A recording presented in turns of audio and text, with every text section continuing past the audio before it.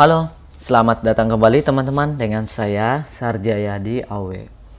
Jadi pada video kali ini kita akan melanjutkan atau mengupdate video terakhir kita terkait untuk pembuatan aplikasi keuangan nirlaba menggunakan sesuai dengan standar ISAK 35.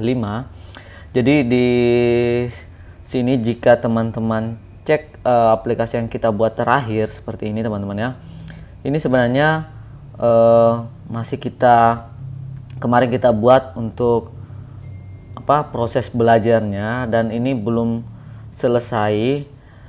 Nah, di sini yang kemarin teman-teman cek di video pertama untuk reviewnya, ini sudah ada beberapa beberapa menu yang saya tambahkan baru seperti rekap detail, kemudian ada arus kasnya juga. Jadi nanti seperti apa perubahannya nanti akan kita perbaiki untuk file latihan yang kemarin teman-teman sudah sempat buat di video berikutnya. Tapi sebelum itu teman-teman boleh cek dulu seperti apa cara penggunaannya nanti dan update apa saja yang akan kita buat untuk aplikasi latihan kita ini. Jadi sebelum masuk ke proses pengisian data, kemudian apa update fitur yang akan kita tambahkan, bagi teman-teman yang belum subscribe channel ini, jangan lupa di subscribe dulu, kemudian dinyalakan lonceng notifikasi agar teman-teman tetap update video terbaru dari saya. Bagi teman-teman yang sudah subscribe channel ini, saya ucapkan banyak terima kasih atas dukungannya. Oke, lanjut saja teman-teman. Kita pertama masuk ke bagian menu ini. Di sini kalau teman-teman perhatikan sebelumnya kita sudah sampai di tahap pembuatan periode ini. Nanti berikutnya kita akan belajar membuat menu-menu yang sederhana saja. Sebenarnya di sheet bawah pun sebenarnya sudah ada, tapi teman-teman bisa hilangkan tab sheet di bawah ini. Kemudian teman-teman sisa menggunakan tombol menu-menu yang teman-teman buat. Nah, yang pertama ini adalah profilnya, sebenarnya sudah teman-teman buat di bagian ini. Ini sudah selesai teman-teman ya, sisa memberikan menu saja. Kemudian di bagian berikutnya adalah akun teman-teman.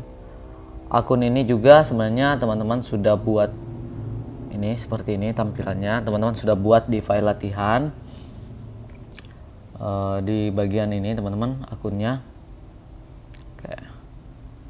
Nah, di bagian selanjutnya rekanan. Nah, khusus untuk rekanan ini kita belum buat kemarin karena memang untuk rekanan ini baru saya fungsikan di ini teman-teman, di video kali ini.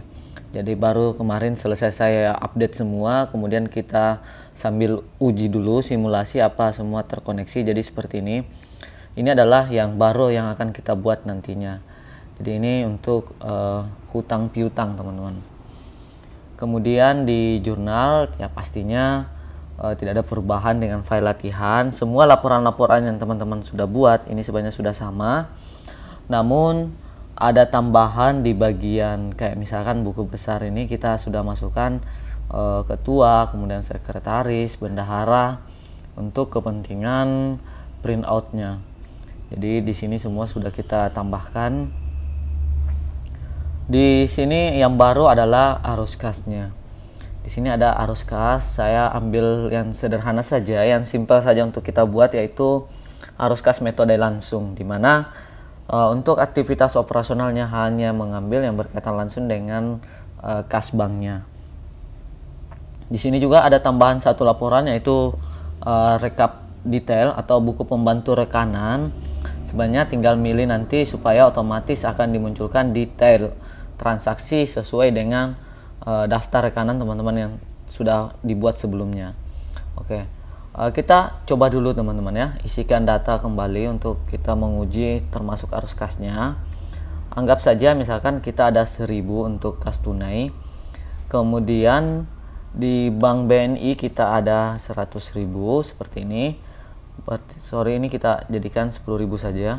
Berarti total 110.000 di modal teman-teman ya. Aset neto tanpa pembatasan ini kita isi saja di sini 100 10.000 semua. Oke. Setelah kita isi, kita cek di jurnal dulu, kita langsung buat dulu untuk rekanan. Kalau teman-teman buat kode seperti ini, simple saja, yang singkat supaya teman-teman bisa mudah menghafalnya atau bisa di print out juga.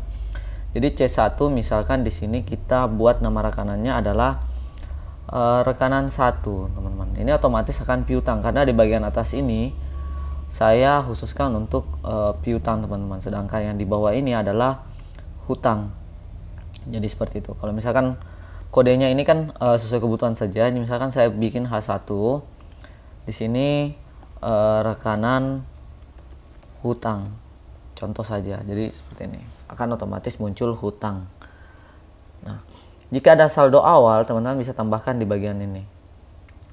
Ini yang bisa manual, kemudian ini yang akan terisi otomatis saat teman-teman melakukan penginputan di jurnalnya dengan memilih periode transaksi yang diinginkan. Jadi misalkan teman-teman ngisi dari Januari sampai dengan Desember, kemudian teman-teman lihat mulai tanggal awalnya di menu ini adalah Februari, maka Januarinya itu akan menjadi saldo awal secara otomatis ditambahkan dengan saldo sebelumnya yang teman-teman isi manual di sini. Oke. Begitu juga dengan yang ada di penambahan dan pengurangan saldo, penambahan kemudian pengurangan piutang atau penambahan hutang dan pengurangan hutangnya. Ini semua kita sudah menggunakan formula supaya bisa otomatisasi, teman-teman ya. Di bagian jurnal kita coba isi beberapa transaksi dulu yang sederhana saja. Ini untuk menguji saja laporan yang kita buat nantinya. Jadi isinya misalkan tanggal 1 bulan 1 2021. Kemudian nomor bukti 1 saja, misalkan seperti ini, atau JU1, keterangan misal ya, pendapatan donasi. Nah, jenisnya misalkan ini tanpa pembatasan, teman-teman ya. Jadi ini bebas digunakan. Di sini kita simpan uangnya di bagian kas tunai saja. Kemudian akun kreditnya adalah pendapatan, ini saja, pendapatan sumbangan sebesar 20.000. Oke, seperti ini.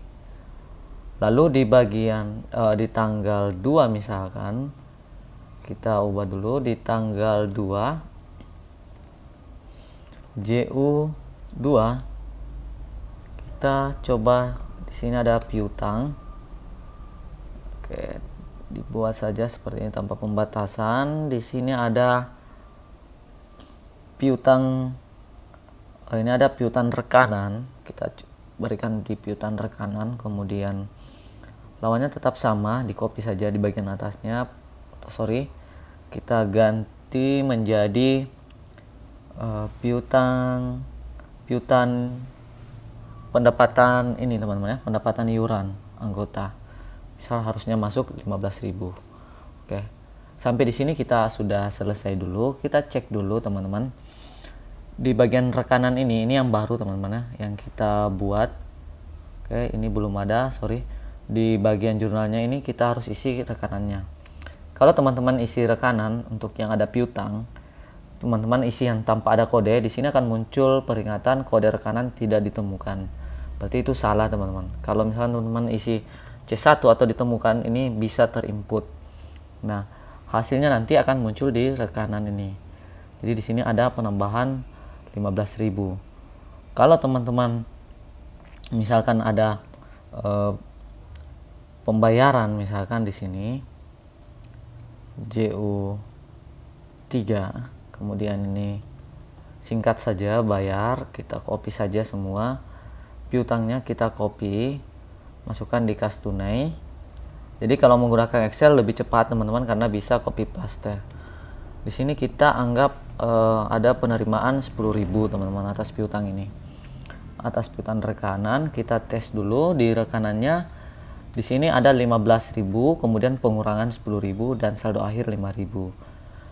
Nah, bagaimana dengan rekap detailnya? Kita ketik saja C1, maka muncul di sini 5.000. Ini untuk detailnya. Kalau misalkan C2, Ini kode rekanan belum terdaftar, oke.